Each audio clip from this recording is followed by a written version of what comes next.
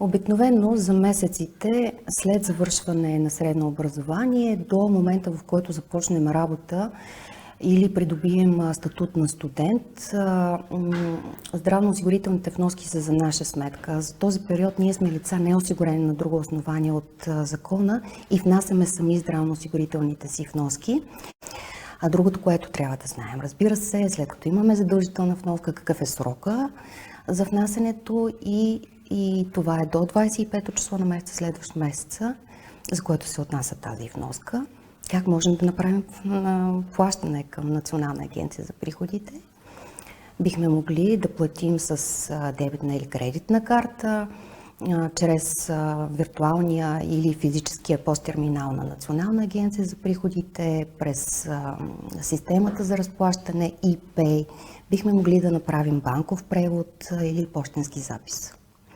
Освен вноските обаче, важно е да кажем тук, че трябва да се подаде и декларация. В конкретния случай декларацията, която се подава, е образец номер 7. За нея това, което можем да кажем е, че също има срок за подаване и това е до 25-то число на месеца, следващ месеца, през който е възникнало задължението за внасяне на здравните вноски по този ред. Декларацията се подава еднократно.